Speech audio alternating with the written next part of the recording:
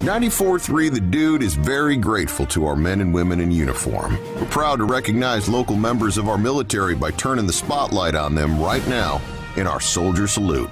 I'm your host, United States Marine Corps veteran Ethan Stitch Gardner. And on today's Soldier Salute, I have United States Marine veteran and founder of Deep South Creations, Brandon Prince. Brandon, thanks so much for being here. Thank you so much for your service. Tell me a little bit about yourself. Born and raised in Enoree, South Carolina. I've had a really hard time pronouncing that name this entire interview. Enoree.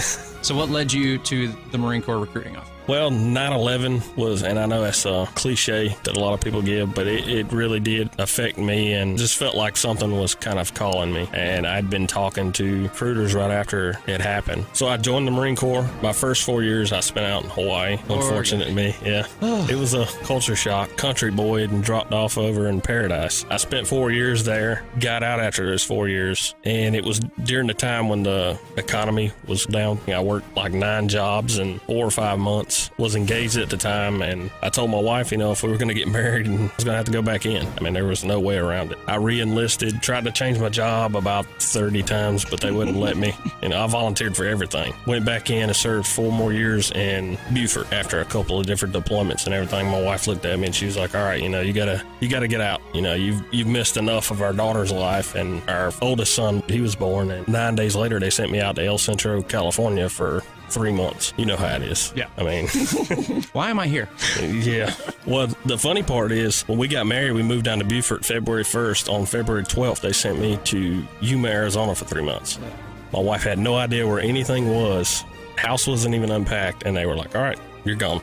2011, I'd put in applications everywhere, and I just luck had it. I was supposed to be a police officer at the time. I went to work for Greenville Police Department in 2011, and I was there for 2 years, from 2011 to 2013, before I had a injury, something that popped up from my in-service that prevented me from doing the job safely anymore. I voluntarily chose to leave there. Worked a couple of odd and end jobs here and there before I started Deep South Creations. Like many Marines before you, your man card kind of got checked by a Marine recruiter. They're real devious in the ways that they get guys to join, but they're really good at it. Tell me about the process of getting into the Marines.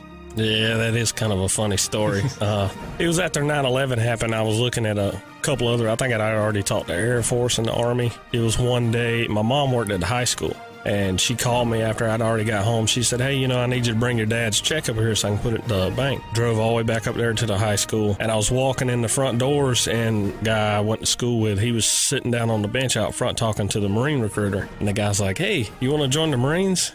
No, and he's like, why? Are you scared? Ooh. And of course he used some other choice language, but that just kind of goaded me in from there. And I think it was 4 hours later I was signing papers committing to becoming a Marine. You got, man. I remember my recruiter saying something similar. Did your buddy sign up the same day with you? He did. Well, it wasn't the same day. It was like 2 or 3 months later he signed up and went in. You were a 7041 aviations operations specialist. It's not as simple as an officer jumping into the cockpit of a helicopter or fighter jet and getting up there and being all Top Gun and Tom Cruise and all cool like that. There's a lot of logistics that go into getting that bird ready to fly. Tell me about the job. Oh, yeah, there's definitely a lot more than the pilot showing up to work and jumping in the aircraft and taking off. Basically, our job, we started off every morning. We would have to get all of the flights from the previous night, because we obviously don't stay there 24 hours, and we have flights that go to 2, 3, 4 o'clock in the morning, just depending on what kind of training the pilots needed to get that night. So we would get those and log them all. We log them in a logbook for the pilot and also in our computer program. That kind of goes back to the pilots. They have to have so much rest before they can fly again. They can only be up so many hours a day. There's a lot of different crazy things I won't bore you with. Basically, we had to schedule all of that. Every morning we start fresh on a flight schedule for the next day. We would have to know which pilots could fly together, which ones could be the section lead, who they had to have with them. If they had to have training, they had to be with a pilot that was certified as a trainer. We would basically schedule all of that, and then it would get signed off by the operations officer and the CO. Along the lines of that, like if they were leaving our base, we would have to call ahead and schedule with the other air base where they were going to land to get permission, basically, for the pilots to land there that day. And we would have to organize with aviation ordnance shops downstairs when we needed ordnance, like with the helicopters, it was the 50 cals. So we'd have to organize with them to get the 50 cals put on and ready for that day. Brandon, thanks so much for being here. Thank you so much for your service. A good old Southern boy from Amory, South Carolina. Only been out of the state a couple times in your life to go to Tennessee up in the mountains. And you land your first duty station 4 years in sunny, beautiful Hawaii. You poor guy. Tell me all about how that happened. I lucked up into it. Schoolhouse, top of the class. They walk you in when you're done, and they have listed the duty stations that they had, and I think they had one San Diego, one Japan, one Hawaii, and all the rest were like Cherry Point, Camp Pendleton, Beaufort, I believe. So I picked Hawaii. Poor guy. What was it like? It was night and day. I mean, the weather, first of all, here it's humid and hot here. There it's just 70, 75 degrees year round. It's almost like the way I can compare it in the way we thought it was, you've got heat. It's not that bad. Here, it's like you wet yourself down and throw yourself in the oven, and that's your humidity then. So it was nice because of the weather. I mean, it'd get a little cool at night, cool for us there. I mean, you live there for so long, you get used to it. So you come back home and it gets 40 degrees. You're like, whoa, hang on a minute.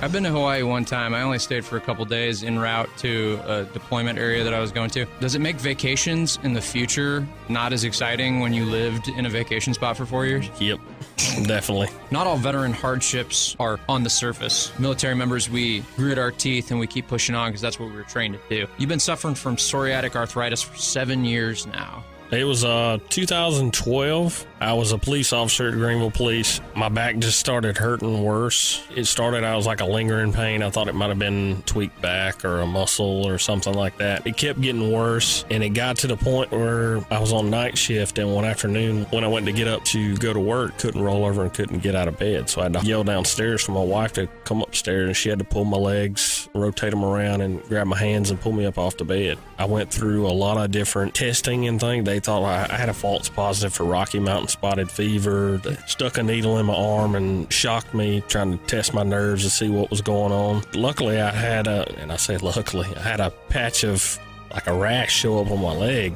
Didn't know what it was. They kind of thought it was that went along with that Rocky Mountain spotted fever, and they sent me to a dermatologist, and she's like, "You have psoriasis." She's like, "I'm willing to bet you have psoriatic arthritis too." She did whatever tests they do and confirmed that that's what it was. I mean, how do you get that? I was doing some research, stumbled across a study from the Mayo Clinic where they had, I guess, did a study on veterans. 2003, when they gave us the anthrax shot, it wasn't approved by the FDA.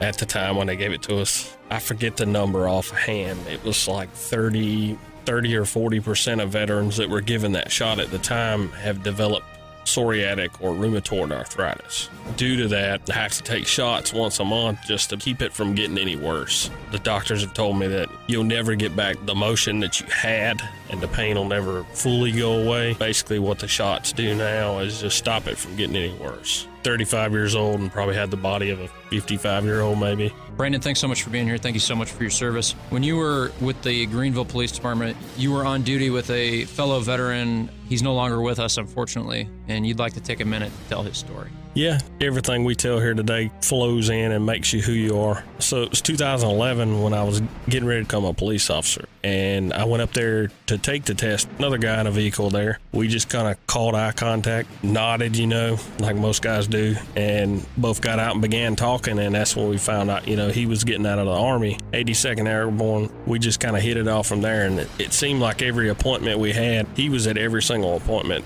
Well, we got hired together. We went to the academy together and everything and worked together for a while. He's really one of the only ones that consistently checked on me after I forced myself to leave the police department. 2016, he was shot and killed in the line of duty. I've searched and tried to find out what I could do in his memory and his honor, something for him. Right now, I'm working on a flag to hang up at the police department in his honor. You were telling me earlier he went through a lot of hard times overseas in combat, came home, and he was a tough man. You said he got into a lot of accidents on duty. broke some wrists, broke a leg, and it was real sad to see that he went through all that just to be taken in the line of duty. You were also telling me about a organization that he created for at-risk gang-affiliated kids? Yeah, it's the Officer Alan Jacobs Gang Resistance Education and Training Camp. He had a big hand in helping the kids out around the area. He would be patrolling through and see kids out on the basketball court, and he'd get out of his car and go play basketball with them or talk to them. He was very good with the youth and the kids, and that was something that was very important to him. And the GPD, they carried on his legacy in that way through that camp. If you'd like to learn more about the Alan Jacobs Great Summer Camp, you can go online to greenvillesc.gov. You're the founder of Deep South Creations. You're a carpenter. Hobby of yours. You're extremely good at it. Your products are so cool, man. Wanted to help out veterans any way you could, and you decided to use that talent to do that. Tell me about what you're doing for the community through Deep South Creations and what the future's holding. I started Deep South a couple of years ago. Couldn't find any work anywhere, and looked at my wife and was like, hey, we kind of need to do something. Let's go out on a limb and see what happens. My wife and my mom's always told me that I should be using my artistic gift, because I've been able to draw and paint and things like that my whole life, and they've always told me, you need to use it. So we started out, purchased a laser engraver, and used it to make little wooden signs. We were at the Greer Barnyard Flea Market one day, and a guy walked up with his phone. He's like, hey man, you think you can make this? And he photograph of a wooden American flag. And I was like, yeah, I don't see why not. What size is it? He's about 2 foot. How much? And I said, $60. He was like, I'll take 5 or 6 of them right now. I was like, whoa, wait a minute. From that first one, it grew and basically just turned into, every time we go to a show, people know me as a flag guy. We've done a lot of work through the years since then. We've done some stuff for Project Hope and things for Mission 22, Ballin' Outdoors. A big one that we did is the Chris Kyle Frog Foundation. We were chosen before we even started Deep South for a retreat by the Chris Kyle Frog Foundation. They sent my wife and I to Destin, Florida, the year it would have been our 10th anniversary. Paid for everything. It was remarkable and once in a lifetime. You never would have thought you'd be chosen for something like that, but they did. Once I started Deep South Creations, that's when I was like, well, I need to pay these guys back somehow. So I contacted them and I was like, hey, I'd like to make something for you guys to kind of show my appreciation. And she agreed to it. So I made a flag for them that included the Chris Kyle Frog logo and mailed it out there, and it's hanging up in their headquarters right now. We were cutting up, having a good time earlier. We were talking about the famous poncho liner. The Army calls it the whoopee. I think it's kind of safe to say that the Marine Corps has decided that the poncho liner is kind of a boring name, and we're going to adopt the name the whoopee. But it's a blanket. A lot of civilians that I know have no idea what it is, but we know it as the greatest blanket of all time, right? It's something. My wife tried to steal mine when I was in.